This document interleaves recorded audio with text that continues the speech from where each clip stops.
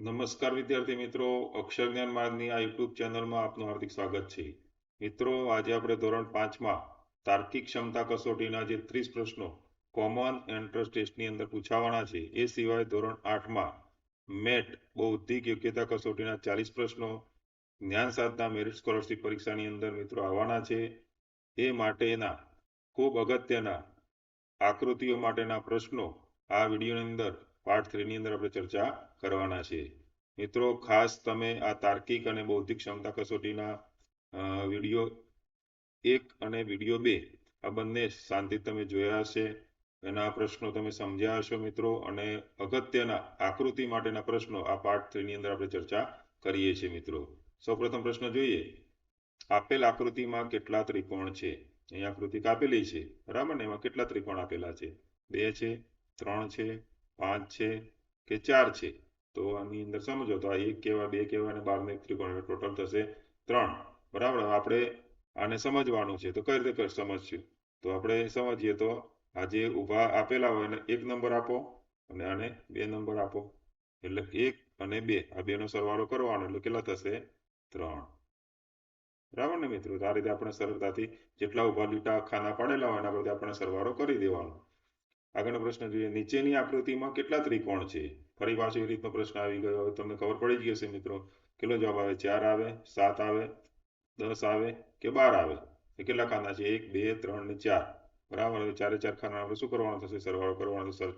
સરવાળો થશે 10. તો આપણે જોઈ લઈએ. તો 1 નંબરમાં જોઈએ તો આ 1 નંબર આપીએ, અને 2 નંબર, આ 3 નંબર અને 4 નંબર. સરવાળો કરો. 1 ને 2 3, 3 ને 3 6, 6 ને 4 10. તો કેટલા ત્રિકોણ છે? ભાઈ 10 ત્રિકોણ છે. આકૃતિમાં રહેલા ત્રિકોણ જણાવો. અહીં આકૃતિ પાછી કંઈક અલગ આપેલી છે, તો અહીંયા તમે જુઓ છો કેટલો જવાબ આવશે? 2 આવશે, 3 આવશે, 5 આવશે કે 4 આવશે? તો અહીંયા આકૃતિ અલગ છે, આડા લીટા વાળી છે, તો સાચો જવાબ આવશે 3. 3 કઈ રીતે? તો અહીંયા એક આડી જેટલી રેખાઓ છે ગણી લેવાની તમારે. તો અહીંયા કેટલી છે? બરાબર ને? તો અહીંયા આડી રેખા 1 છે, આ 2 છે અને આ 3 છે. તો જેટલી આડી રેખા હોય એટલા જ ત્રિકોણ અંદર મળે. બરાબર મિત્રો? પરીક્ષામાં ખાસ તમે યાદ રાખી લેજો. આકૃતિમાં રહેલા ત્રિકોણ કેટલા છે? ફરી પાછી અલગ પ્રકારની ત્રિકોણની આકૃતિ છે. બરાબર. તો શું જવાબ આવે છે? 2 ત્રિકોણ છે, 6 છે, 5 છે કે 4 છે? તો સાચો જવાબ શું આવે છે? 6 છે.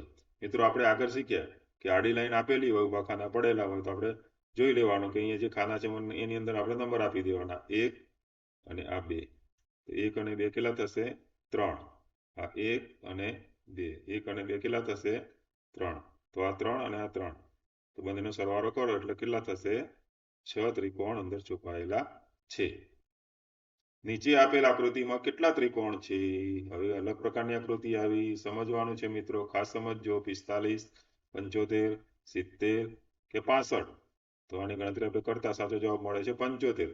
આપણે ગણતરી કરી જોઈએ તો કેટલા ખાના છે? 1, 2, 3, 4 ને 5. અને એ રીતે આડી લાઈન છે 1, 2, 3, 4 ને 5.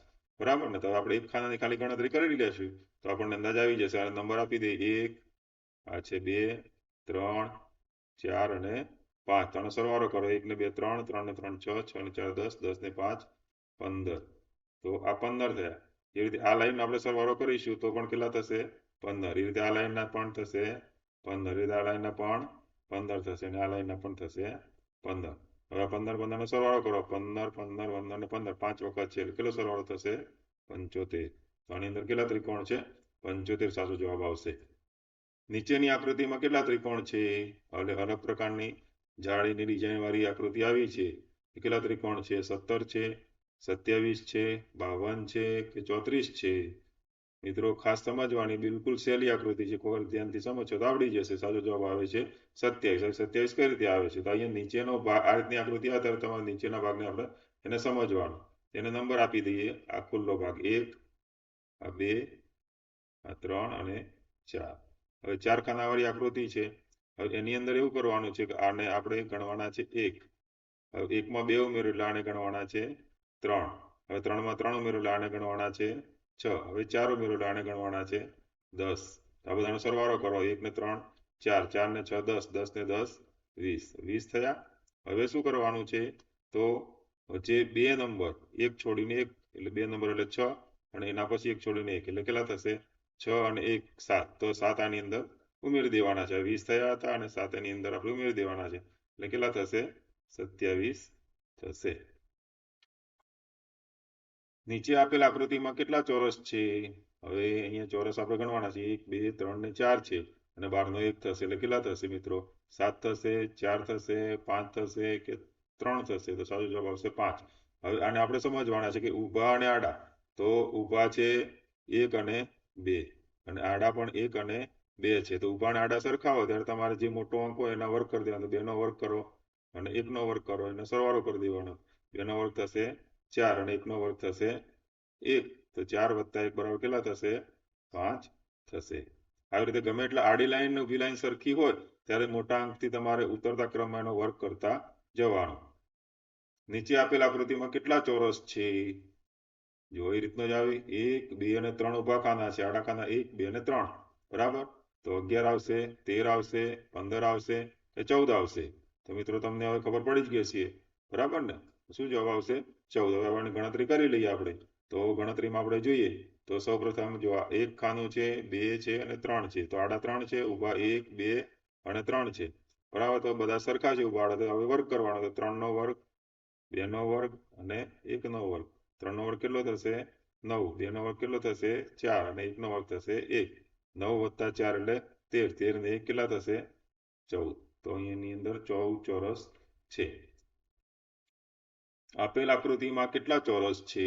હવે મિત્રો ઊભા આડા ખાના ગણો. ચલો ઊભા ગણીએ. 1 2 3 ને 4 છે. આડા ગણીએ 1 2 3 4 ને 5 છે. હવે ઊભા ને આડા સરખા નથી તો શું કરવાનું? આપણે ઓપ્શન જોઈ લઈએ. 25 છે, 35 છે, 40 છે કે 45 છે? તો કેટલા ચોરસ હશે? તો આને માટે અલગ થોડીક રીત છે, તો સમજશું. અહીંયા જવાબ આવે છે 40. તો 40 કઈ રીતે આવે છે? તો અહીંયા આપણે એ વસ્તુ સમજવાની છે કે જ્યારે આ રીતના ખાના આવે ત્યારે તમારે એને શું કરવાનું છે? તો તમારે એને બરાબર યાદ રાખવાના છે કે અહીંયા ઊભા ખાના છે, આડા ખાના છે 1 2 3 4 અને 5. ઊભા ખાના છે 1 2 3 અને 4. તો અહીંયા આપણે છેલ્લું જે ખાનું છે 5, મોટો અંક. તો અહીંયા આપણે સમજીએ તો 5 નો ગુણાકાર તમારે, નાનું ખાનું કેટલું હતું આની સામે? 4. તો 5 ગુણ્યા 4 કરવાના. એટલે 5 ગુણ્યા 4 એટલે કેટલા થશે? 20 થશે. હવે ઉતરતા ક્રમમાં 5 નો ઓછો કરો એટલે 4 અને ઉતરતો ક્રમ કરો એટલે 3. 4 તારી 12 અને ઉતરતો ક્રમ થશે 3 ગુણ્યા 2 એટલે કેટલા થશે? 6 અને ઉતરતો ક્રમ થશે 2 ગુણ્યા 1 બરાબર કેટલા થશે? 2. હવે અહીંયા 1 થશે અને અહીંયા થશે 0. 1 નો ગુણાકાર 0 સાથે એટલે 0. હવે આ બધાનો શું કરી દેવાનો? સરવાળો કરી દેવાનો. તો 20 વત્તા 12 એટલે કેટલા થશે? 32. 32 ને 6 38. 38 ને 2 40. તો આ રીતે તમારે 40 જવાબ આવશે. આપેલ આકૃતિમાં કેટલા ચોરસ છે? મિત્રો અહીંયા સમજો. ઊભા અને આડા ખાના સમજી લેવાના છે તમે. 1 2 3 ને 4. 1 2 3 ને 4. સરસ. તો 4 4 બંને બાજુ છે તો આપણે શું કરવાનું? વર્ગ જ કરવાનો થશે. તો a એટલે 30 જવાબ છે, b 31 જવાબ છે, c 28 છે અને d 25 છે. તો હવે 4 નો વર્ગ, 3 નો વર્ગ, 2 નો વર્ગ ને 1 નો વર્ગ બધાનો કરીને આપણે સરવાળો કરી લેવાનો. કેટલો થાય છે? 30. આપણે સમજી લઈએ તો આ 1 2 3 અને 4 ઊભા ખાના છે, 2 3 અને 4. તો અહીંયા આપણે બંને બાજુ સરખા છે તો આપણે વર્ગ કરી લઈએ. 4 નો વર્ગ કેટલો થશે? 16. 3 નો વર્ગ થશે 9. 2 નો વર્ગ થશે 4 અને 1 નો વર્ગ થશે 1. વન સરવાળો કરો. 16 ને 9 25. 25 ની 4 29. 29 ને 1 કેટલા થશે? 30 થશે. બરાબર ને મિત્રો? મિત્રો કોમન એન્ટ્રન્સ ટેસ્ટ સીઈટી જ્ઞાન સાધના મેરિટ સ્કોલરશિપ પરીક્ષા માટેના બધા જ વિષયના વિડીયો અક્ષર જ્ઞાન માર્ગના ચેનલ પર આપણને પ્રાપ્ત થશે.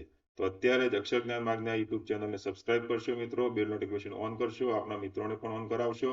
સસ્તારાના આપણે ટાટા બાય કહેવા માટે આવી ગયા છે મિત્રો. આપણે સંદેશો આપે છે. શું સંદેશો આપે છે? કે આવજો મિત્રો. આજે આપણે શાની ચર્ચા કરી? તાર્કિક અને બૌદ્ધિક ક્ષમતા કસોટી પાર્ટ 3 ની આપણે ચર્ચા કરી. હવે આપણે ક્યાં મળવાના છે? તો હવે તાર્કિક અને બૌદ્ધિક ક્ષમતા કસોટી પાર્ટ 4 ની અંદર આપણે મળવાના છે. મળીશું ને મિત્રો?